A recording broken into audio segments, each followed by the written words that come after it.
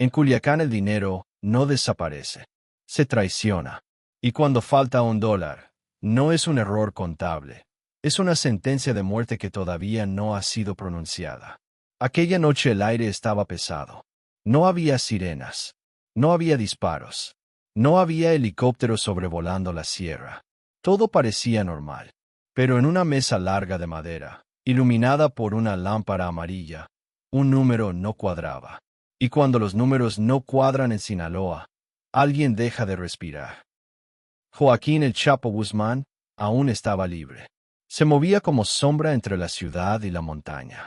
Cambiaba de casa, de vehículo, de ruta, de teléfono.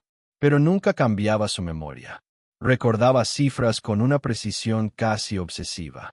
Sabía cuánto había entrado, cuánto había salido y cuánto debía permanecer intacto para el día en que todo se viniera abajo. Ese fondo secreto no figuraba en ningún libro. No estaba en ningún banco. No viajaba en convoys visibles ni cruzaba fronteras con escoltas armados. Era dinero que no debía existir. El seguro del rey. El plan silencioso para un futuro incierto. Solo 4 hombres conocían su estructura completa. 4 nombres unidos por años de lealtad, o al menos eso parecía. El primer conteo se hizo en una propiedad discreta a las afueras de Culiacán. Bajo tierra, dentro de contenedores sellados al vacío, paquetes perfectamente organizados esperaban como soldados dormidos. Cuando los hombres comenzaron a contar, el silencio se volvió incómodo. No era una diferencia grande. No era millones. El primer error no fue robar el dinero, fue creer que desde una celda no se podía escuchar el miedo. La madrugada en Culiacán era espesa. No había patrullas rodeando casas ni convoys levantando polvo. Todo parecía en orden. Pero dentro de la estructura, algo se estaba moviendo. El mensaje ya había llegado. El número no miente. 4 palabras que pesaban más que cualquier amenaza directa. De los 4 hombres que conocían el fondo secreto, uno decidió adelantarse. Se llamaba Arturo, encargado de coordinar traslados invisibles, el tipo de operador que jamás aparecía en fotografías. Durante años había sido eficiente, discreto, casi invisible. Esa invisibilidad ahora se volvía su única defensa. Arturo pidió una reunión privada con 2 mandos intermedios. Dijo que era momento de reorganizar rutas, que la captura había cambiado las cosas. Habló de ajustes logísticos, de prudencia, de evitar movimientos innecesarios. Pero nadie le había pedido reorganizar nada. Nadie le había dado autorización. La paranoia empezó a filtrarse.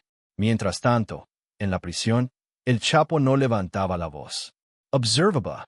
Preguntaba detalles pequeños en llamadas monitoreadas.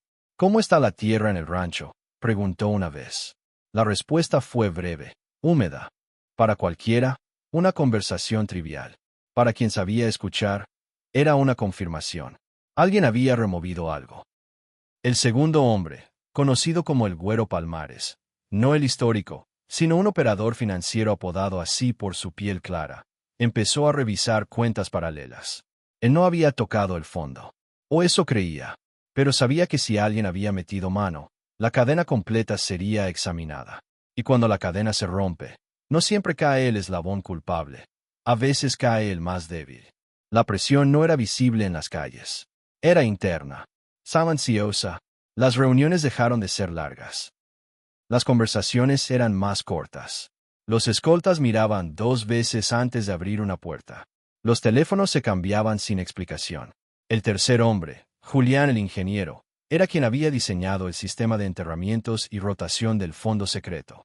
Un método casi matemático. Fechas cruzadas con ubicaciones variables. Paquetes mezclados con cargamentos legales. Nadie conocía el mapa completo excepto los 4. Cuando recibió el mensaje indirecto desde la prisión, no habló. No preguntó. Solo hizo algo extraño. Comenzó a revisar antiguas anotaciones que guardaba en su memoria más que en papel. Y fue entonces cuando entendió algo inquietante. La cantidad faltante no era aleatoria. No era un robo impulsivo. Era una extracción medida. Como si alguien hubiera querido probar hasta dónde llegaba el control desde la celda. Esa noche, uno de los encargados de seguridad desapareció. No hubo balacera. El silencio después de la advertencia fue más peligroso que cualquier disparo. Arturo no murió. Eso desconcertó a todos. En Culiacán, cuando alguien es señalado, normalmente no tiene segunda oportunidad. Pero esta vez la orden fue distinta. No era castigo inmediato. Era presión prolongada. Era dejarlo caminar sabiendo que cada paso podía ser el último. Ese cambio de estrategia confirmó algo que muchos temían. Desde la prisión no solo se seguía controlando, se estaba perfeccionando el control. Ramiro el Alto convocó a una reunión discreta en una bodega agrícola a las afueras de la ciudad. Nada ostentoso, nada que llamara la atención. Solo 4 sillas metálicas y una mesa plegable. El ingeniero llegó primero. Luego Palmares. Arturo fue el último. Nadie mencionó el dinero al inicio. Hablaron de rutas, de presión federal, de ajustes logísticos tras la captura. Pero el tema real estaba flotando en el aire como polvo invisible. Hasta que Ramiro dijo algo simple. El conteo fue exacto. No preguntó. Afirmó. Arturo sostuvo la mirada unos segundos más de lo normal. Palmares desvió la vista. El ingeniero permaneció inmóvil. Lo que pocos sabían era que desde la prisión había salido una segunda instrucción cifrada. Una orden que solo Ramiro entendió completamente. No se trataba de recuperar el dinero. Se trataba de medir reacciones. El fondo secreto no solo era reserva económica. Era detector de lealtad. El ingeniero empezó a reconstruir mentalmente los movimientos de los últimos 12 meses. Recordó una modificación mínima en la secuencia de rotación de paquetes.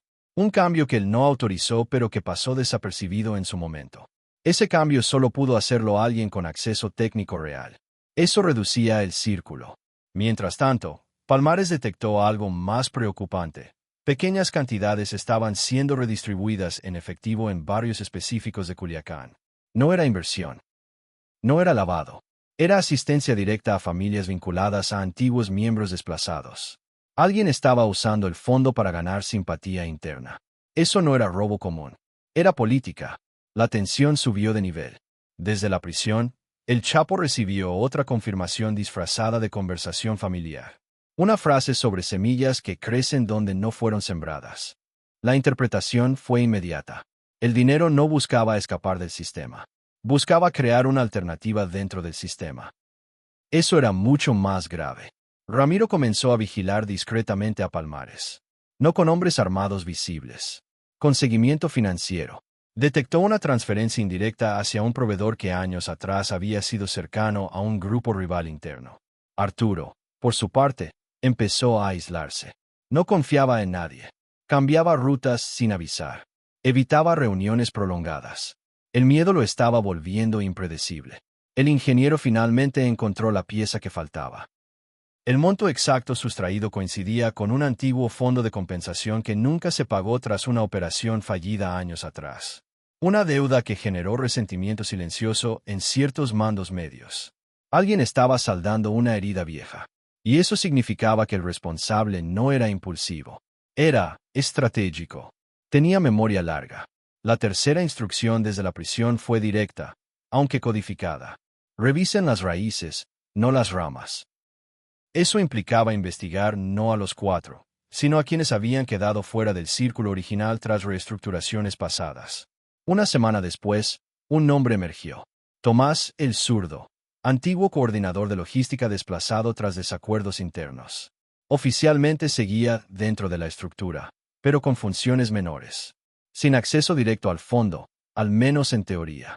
El ingeniero recordó que el Zurdo había ayudado en el diseño inicial del sistema, aunque nunca tuvo acceso completo. Conocía partes, no el todo. Eso bastaba. Ramiro ordenó una reunión con el Zurdo. Sin violencia, sin amenazas abiertas. La conversación fue breve. El número no miente, dijo Ramiro. El Zurdo no negó. No confesó. Solo respondió. Las deudas tampoco. Esa frase cambió el escenario. No era traición para enriquecerse. Era corrección desde su perspectiva. Ajustar lo que consideraba injusto. Redistribuir poder financiero para reconstruir influencia. Desde la prisión llegó la reacción final de esa fase.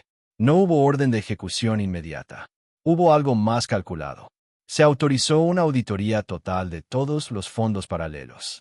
Movimiento por movimiento. Ruta por ruta. Persona por persona. Eso generó pánico real. Porque si el fondo secreto había sido tocado para saldar una deuda antigua, ¿cuántos más estaban siendo utilizados con fines similares? La estructura comenzó a fracturarse no por violencia, sino por sospecha acumulada. Palmares empezó a temer que el ajuste lo salpicara indirectamente. Arturo consideró huir. El ingeniero comprendió que el sistema que diseñó ahora estaba siendo usado para redibujar el poder interno. Y Ramiro entendió algo crucial. El verdadero riesgo no era el dinero perdido. Era que alguien había demostrado que desde fuera del liderazgo directo se podía alterar el equilibrio. Desde la celda, el Chapo envió un último mensaje en esa etapa. No es el dinero, es la obediencia. Con esa frase, quedó claro que la siguiente decisión no buscaría recuperar cada dólar, sino reinstalar el principio de control absoluto. En Culiacán las calles seguían aparentemente normales. Los negocios abiertos, la música sonando. Pero dentro del núcleo, la cadena de confianza estaba agrietada.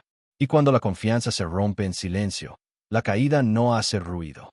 Lo que viene ahora no será una advertencia grabada en un tablero. Será una elección definitiva. Porque cuando alguien intenta equilibrar cuentas antiguas usando el fondo del rey, la respuesta no es contable. Es estructural. Y el próximo movimiento no solo señalará a un culpable. Redefinirá quién manda realmente mientras el rey está tras los muros. Cuando la auditoría comenzó, el miedo dejó de ser una sospecha y se convirtió en rutina. No hubo comunicados internos. No hubo anuncios. Solo llamadas breves, movimientos discretos y preguntas que parecían inocentes. Cada coordinador regional recibió instrucciones de revisar fondos paralelos, rutas secundarias y depósitos antiguos que llevaban años sin tocarse. Nadie sabía exactamente qué se buscaba. Y eso era lo más inquietante. El mensaje era claro. Si alguien había movido una pieza del tablero sin autorización, todas las piezas serían examinadas. Tomás el Zurdo entendió antes que los demás que el margen de maniobra se había reducido. Su intención nunca fue destruir la estructura. Él se veía a sí mismo como un corrector, no como un traidor. Creía que ciertas deudas morales debían pagarse para evitar futuras fracturas. Pero subestimó algo fundamental. En ese mundo, la justicia no era colectiva, era vertical. Ramiro recibió una confirmación clave desde la prisión a través de una frase codificada que solo él podía interpretar completamente. La casa no se incendia por una vela, se incendia por quien la deja encendida. Eso significaba que el problema no era el monto sustraído, era el precedente. Si un operador desplazado podía tocar el fondo secreto y redistribuirlo sin autorización directa, entonces la estructura ya no era impermeable. Palmares fue el primero en romper bajo presión indirecta. No confesó nada porque no tenía nada concreto que confesar, pero comenzó a ofrecer información adicional. Nombres de intermediarios, detalles sobre movimientos pasados que podrían servir para limpiar su propia posición. Su exceso de cooperación levantó sospechas. Arturo, marcado pero vivo, decidió adoptar una postura distinta. Se mantuvo callado. No ofreció explicaciones. No buscó alianzas. Apostó a que la tormenta pasara por encima de él. El ingeniero, mientras tanto, comprendió algo que los demás aún no veían. El sistema no había sido vulnerado por fuerza, sino por conocimiento. Alguien con acceso parcial había unido piezas sueltas durante años hasta reconstruir lo suficiente para actuar. Eso significaba que el problema no era solo el zurdo. Era la memoria colectiva. Durante años, muchos operadores habían participado en fragmentos del diseño original del fondo secreto. Ninguno tenía el mapa completo, pero varios tenían recuerdos suficientes para intuir patrones.